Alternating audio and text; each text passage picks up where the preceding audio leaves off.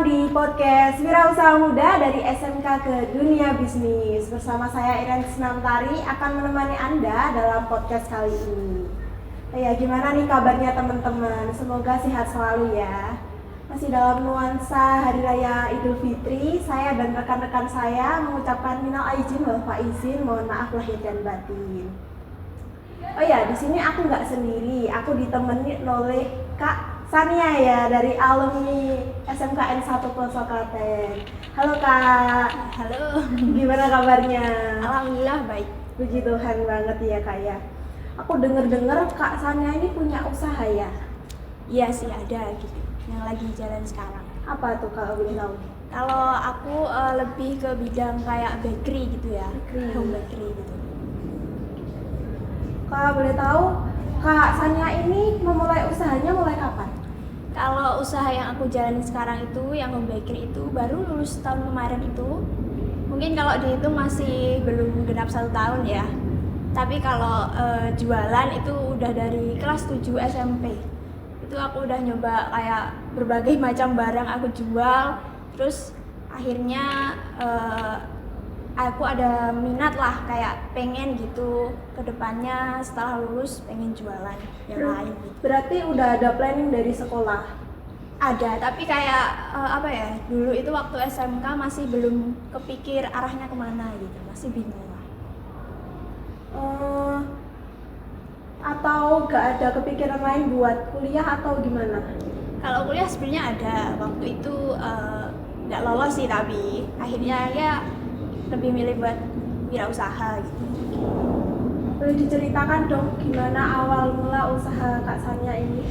Kalau awal mula sebenarnya kan sebelum aku mulai ini nggak ada kepikiran ke arah bakery gitu. Nah tapi sebenarnya awalnya tuh kayak iseng buat kue, tapi yang jual itu jarang.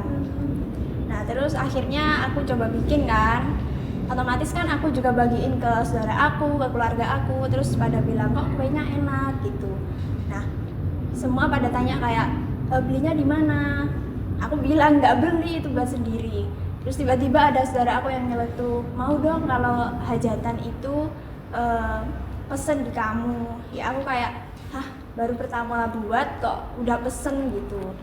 Terus ya udah akhirnya aku terima. Dari situ banyak juga kan akhirnya yang tahu kalau kue di hajatan saudara aku itu aku yang buat. Terus beberapa juga ada yang langsung order.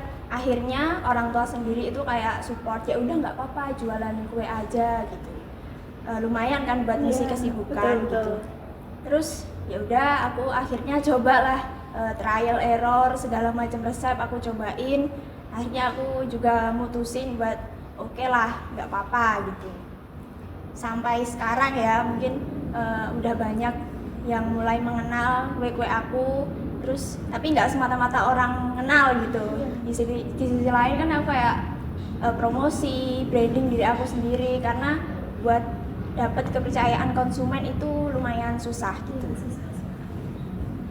Kalau kakak tadi kan bilang promosi, Ya. terus gimana cara Kak Sania ini promosiin produk kakak ini? Kalau promosi itu sebenarnya aku nomor 1 itu pasti dari mulut ke mulut. Karena menurutku sendiri itu kayak apa ya, pengaruh buat konsumen itu lebih apa ya, manjur gitu loh, lebih tertarik gitu kan. Nah terus tapi aku nggak cuma dari mulut ke mulut, aku dari sosmed juga, karena Apa itu sosmednya? ada WhatsApp, mungkin Instagram kayak gitu. Nah itu karena sosmed kan jangkauannya luas ya. Iya betul. Terus aku juga nggak jarang buat minta bantuan ke keluarga, bantu promosi, karena mungkin orang lain biar bisa kenal juga gitu. Berarti usaha ini cuman kakak yang ngejalanin? Atau Iya, sementara ini nge-handle sendiri. Kalau boleh tahu motivasi apa sih yang kakak yakini sekarang kok bisa sampai jualan sampai sekarang tuh gimana?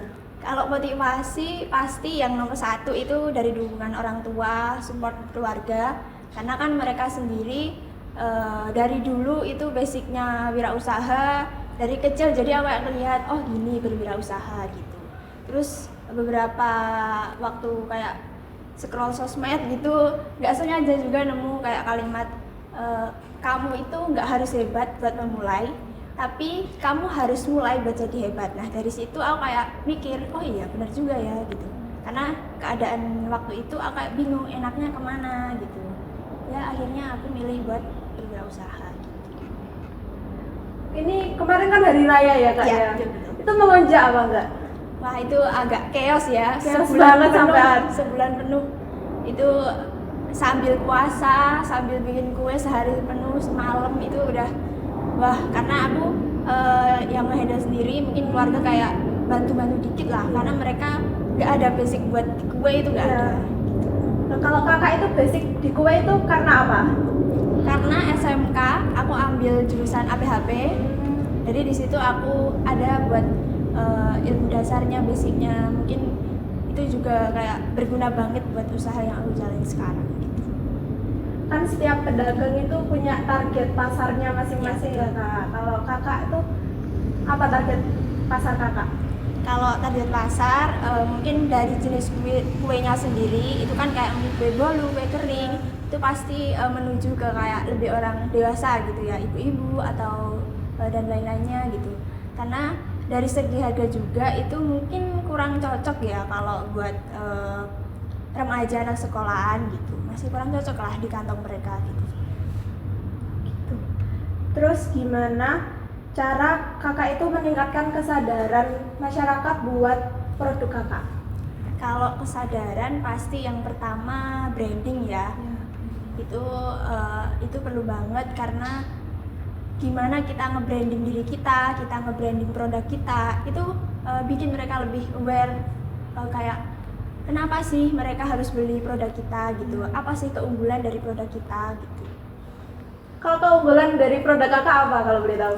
Kalau keunggulan produk aku mungkin aku branding dari usahaku atau produk aku itu lebih ke kualitas sama rasa.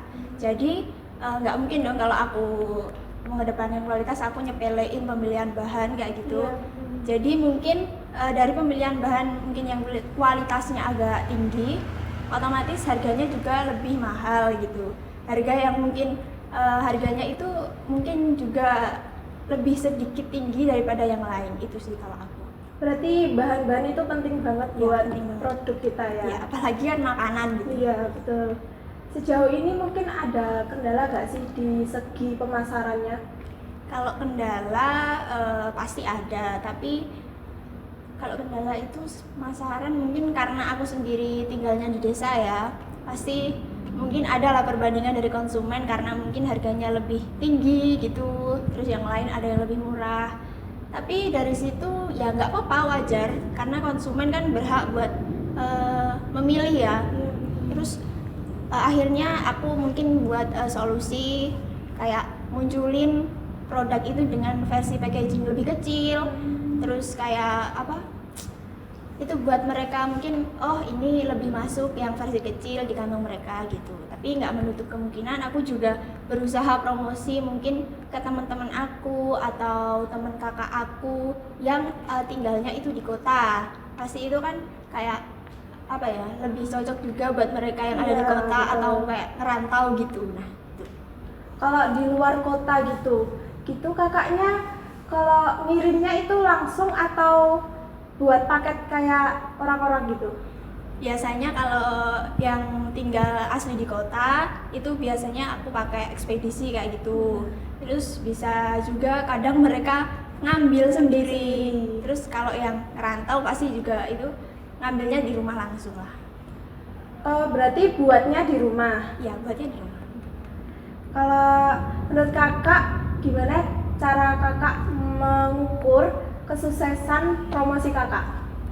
Kalau mengukur aku itu yang pertama mungkin orang udah mulai kenal produk aku.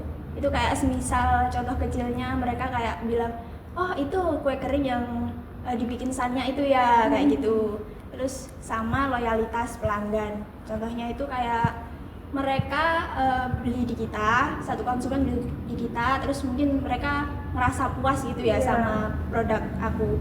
Terus tanpa aku minta mereka tuh dengan senang hati kayak merekomendasikan ke konsumen lain. Nah itu bener-bener kayak aku ngerasa pencapaian, oh mereka tuh puas sama produk aku, terus mereka senang hati tanpa aku minta buat promosiin, itu udah promosiin ke yang lain gitu.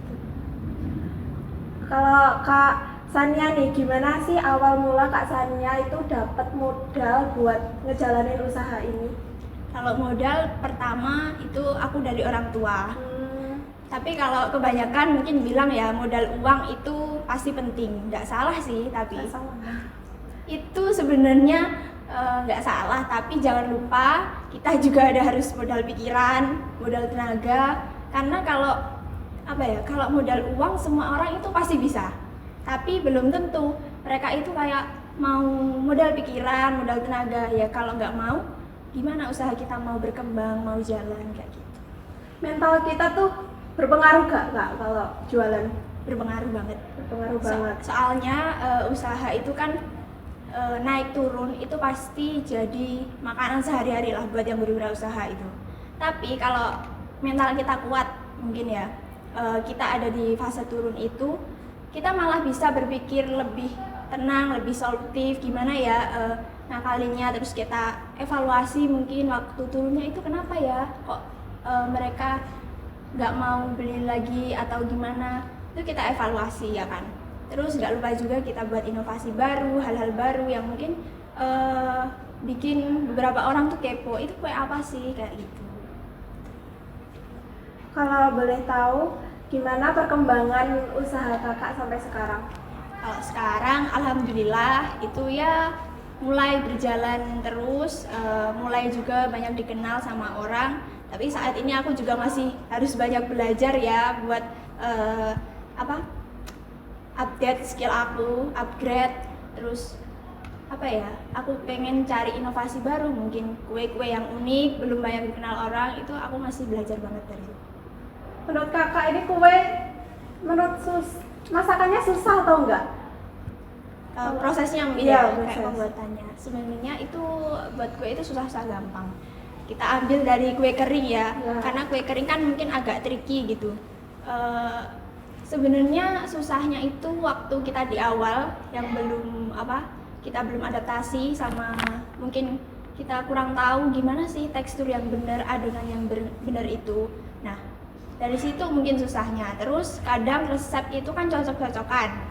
Kadang yang bikin itu sama resepnya nggak cocok, itu kita harus cari-cari lagi gimana sih resep yang cocok sama aku. Nah, di situ susahnya.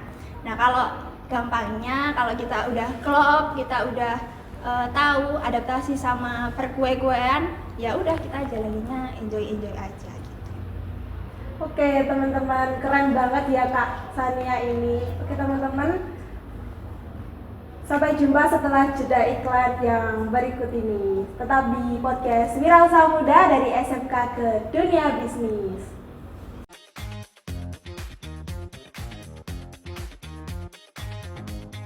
Gabut nih. Wakilin aja. Wow.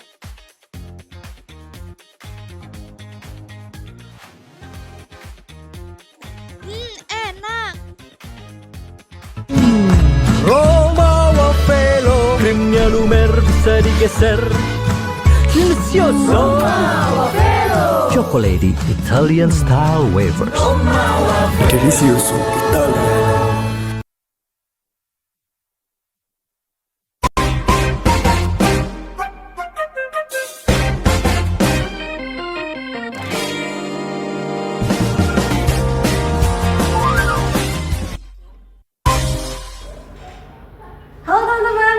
Bersama saya Iren Snamtari dan Kak Sania dalam podcast Wirausaha Muda dari SMK ke Dunia Bisnis. Saya BTW tadi udah berbincang-bincang tapi aku lupa buat memperkenalkan Kakak. Mungkin Kakak bisa memperkenalkan diri lebih dahulu. Oke, semuanya kenalin, nama aku Sania, aku alumni dari SMKN 1 Poso Klaten tahun 2024 ya. Lebih tepatnya aku dari jurusan APHP. Iya Kak. Kita akan melanjutkan topik pembicaraan kita. Di setiap hari raya kan selalu ada tren terbaru ya Kak. Kalau gimana Kakak menentukan kue kering yang pas buat tren itu? Kalau aku kan Lebaran itu pasti identiknya sama nastar ya kan. Nah di situ aku buatlah nastar jadi sorotan utamanya. Terus yang lain itu kayak pendukungnya gitu, varian pendukungnya. Dengan kriteria yang aku buat itu mungkin kuenya itu yang masih jarang orang kenal, atau orang itu udah kenal tapi penjualnya sendiri itu masih jarang gitu di sekitarku gitu. Berarti yang nomor pertama itu nastar Iya, ya Kak nastar. ya. Di setiap kita jualan kan pasti pembeli ada rasa bosan ya Kak. Gimana cara Kakak mengatasi penurunan peminat tersebut? Kalau itu pasti buat kita apa sih yang mungkin bikin bosennya itu. Nah mungkin kita bisa perbaiki, terus kita bisa keluarin hal baru, inovasi baru, atau mungkin dari kue aku sendiri itu yang udah aku buat sebelumnya aku bikin beda, entah itu dari isian atau mungkin tampilannya mungkin lebih menarik. Itu kan juga kayak membuat konsumen lain itu juga tertarik gitu. Aku berpikir tuh di setiap penjual tuh tantangannya selalu di keuangan. Iya pasti. Gimana cara Kak Saniati itu mengelola keuangan Kakak? Kalau keuangan ini mungkin simpelnya gitu ya. Pasti kalau mungkin teman-teman yang berwirausaha itu yang masih awal-awal gitu, pasti kebanyakan uang pribadi sama uang usahanya itu kecampur. Iya, Nah betul.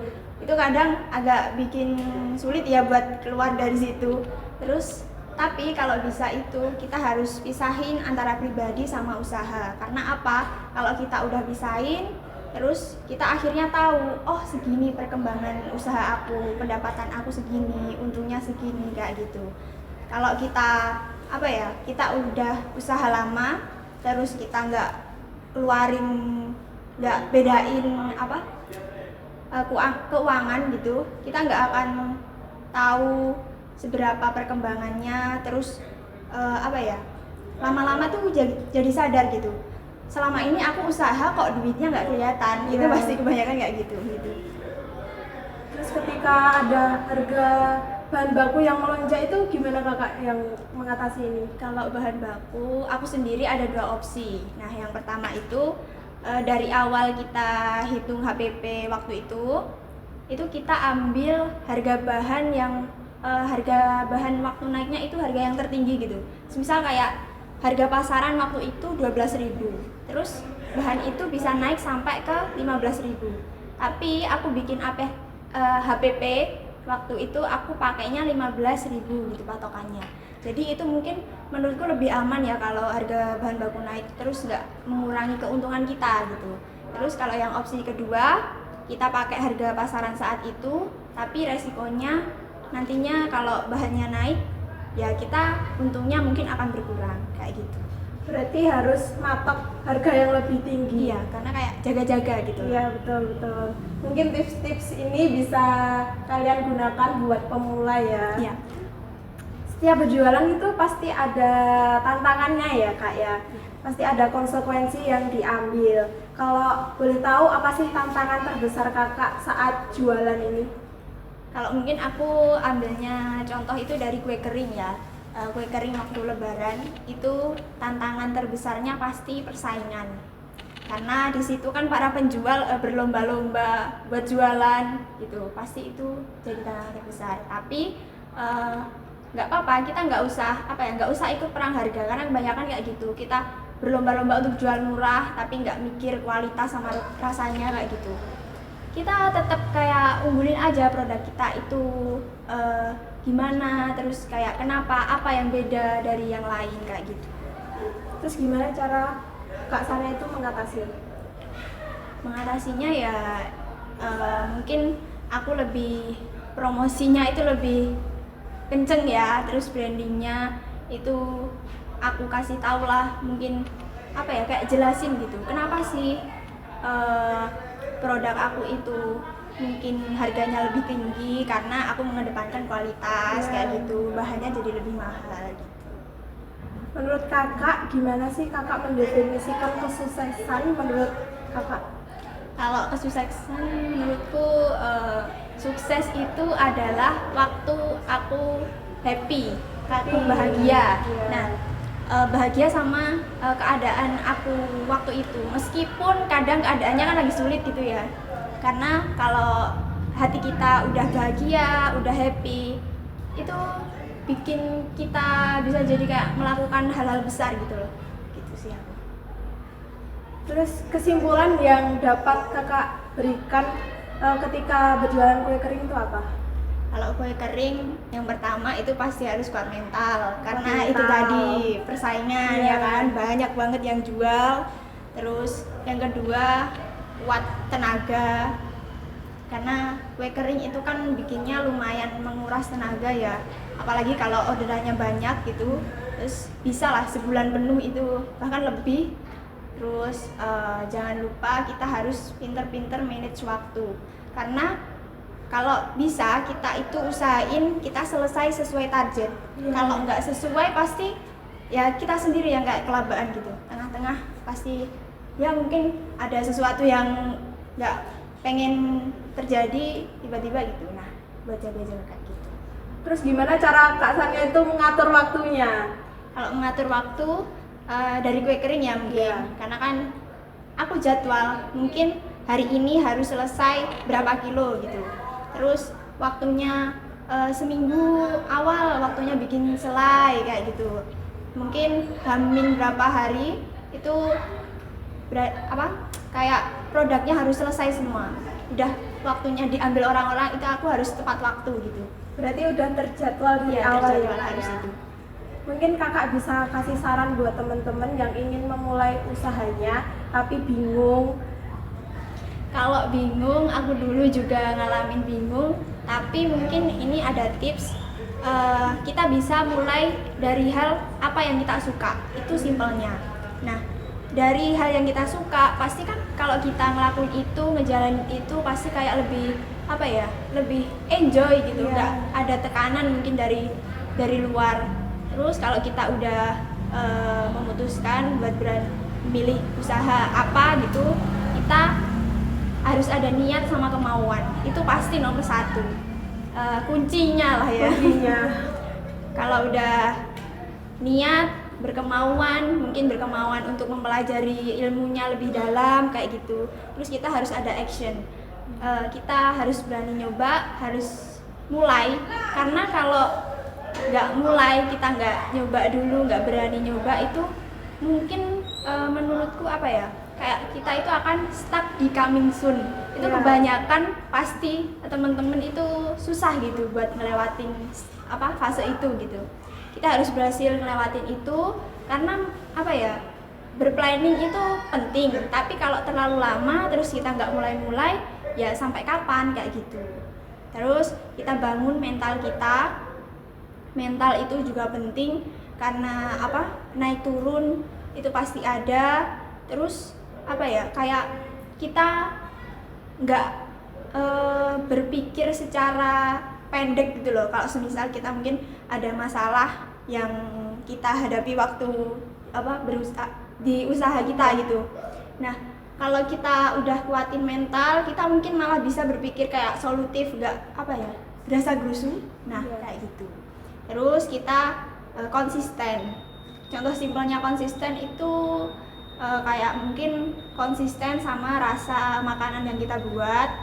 Nah, itu mungkin beberapa orang nyepelein gitu ya. Iya. Mungkin kemarin belinya manis banget, terus besoknya malah hambar kayak gitu. Nah, itu kan malah sebenarnya konsumen tuh kayak kurang tertarik gitu, karena nggak konsisten rasanya, pembeli juga males kan, Jadi nggak beli lagi ya? Nah, harapannya kan ya selalu enak, kita beli kan juga pakai uang, nggak mungkin kalau berubah-ubah gitu. Terus kalau udah konsisten, jangan lupa buat promosi atau branding, karena itu penting. Terus menurutku promosi sama branding itu harus jalan bareng. Kalau kita promosi tapi nggak branding, ya gimana orang percaya sama kita, percaya sama produk kita. Terus kebalikannya, kalau kita branding aja tapi nggak promosi, gimana orang tahu sama Iya. produk kita jualan apa gitu. Itu sih. Ada gak sih keinginan Kak Sania itu buat ngejalanin usaha lain? Sebenarnya pengen ya punya usaha lain, itu pasti semua orang pengen ya, mungkin banyak usaha gitu. Tapi kayak mungkin sementara ini aku masih pengen fokus di bakery. Oh gitu ya Kak Iya. ya. Harapan kakak ke depannya tuh apa?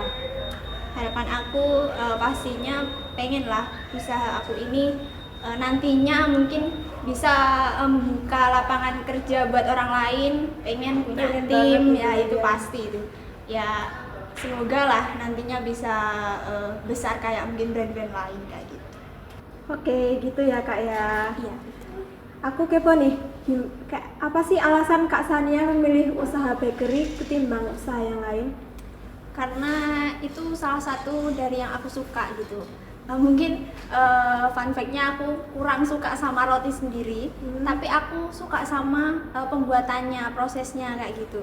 Terus itu kan juga salah satu passion aku ya menurutku. Terus apalagi dulu waktu SMK aku sendiri masuk di jurusan APHP. Nah itu dari situ aku kayak oh paham gimana sih buat kayak semacam makanan mungkin yang inovasi-inovasi baru. Terus basicnya kayak ilmu mungkin cara menghitung harganya itu gimana. Nah itu apa ya, berguna buat usaha yang aku jalanin sekarang gitu loh. Ada kepikiran buka usaha lain, ngejalanin usaha lain apa enggak? Kalau pengen itu ada mungkin usaha lain nih ya, pengen lah, namanya juga orang Iya. pasti usaha banyak itu suatu impian, tapi mungkin sementara ini aku kayak fokus di bakery ini karena ya aku masih pengen upgrade di bakery gitu. Kalau boleh tahu apa yang kakak ingin jalanin usaha lain? Usaha lain apa ya, mungkin kayaknya masih belum kepikiran sih kalau Belum sekarang kepikiran. gitu. Iya. Boleh nih kata-kata dari Kak Sania, apa aja deh, atau mungkin harapan Kak Sania buat bisnis kakak? Harapan aku mungkin ya, kalau sekarang itu teman-teman mungkin yang masih sekolah itu bisalah mulai dari sekarang kita apa ya, mungkin berpikir ke depannya itu pengennya kemana, karena nggak kayak aku dulu masih bingung, masih belum terarah gitu. Kalau kita mungkin udah planning dari kita sekolah, terus apalagi kalau kita waktu sekolah mungkin udah berwirausaha, itu kan nggak menutup kemungkinan juga kan waktu sekolah, tapi kan kita harus kayak membagi waktu mungkin antara pendidikan sama usaha kita gitu. Sama kalau kita udah lulus itu kita usaha itu kayak jangan apa ya, setengah-setengah gitu Ya. Kalau udah niat ya niat, jangan setengah-setengah, karena itu menurutku penting banget buat kita nerusin jalannya nanti. Kalau kita udah bener-bener niat, kita mau mempelajari apa yang ada di dalam usaha itu, pasti insya Allah lah bisa. Ya, berarti harus niat dulu ya Iya, yang pasti. pertama. Terus aku mau tahu gimana cara Kak Sania untuk menumbuh kembangkan jiwa kewirausahaan di kalangan remaja. Kalau mengembangkan itu pasti yang awal kan dari minat kita sendiri ya, minat berwirausaha. Nah dari minat itu kita bisa kembangkan, mungkin dari kreativitas kita kembangkan jadi usaha. Ya siapa tahu dari kreativitas kita yang mungkin sepele bisa malah kayak apa ya, menjadi suatu hal besar gitu buat kita. Berarti udah di planning. Iya. Ya. Oke teman-teman, nggak terasa waktu kita udah berlama-lama ngobrol. Terima kasih Kak Sania udah Sama-sama. menyempatkan waktunya Iya. buat hadir di podcast kita kali ini. Mungkin teman-teman bisa mengikuti saran-saran dari Kak Sania. Oke, itu saja. Sampai jumpa di podcast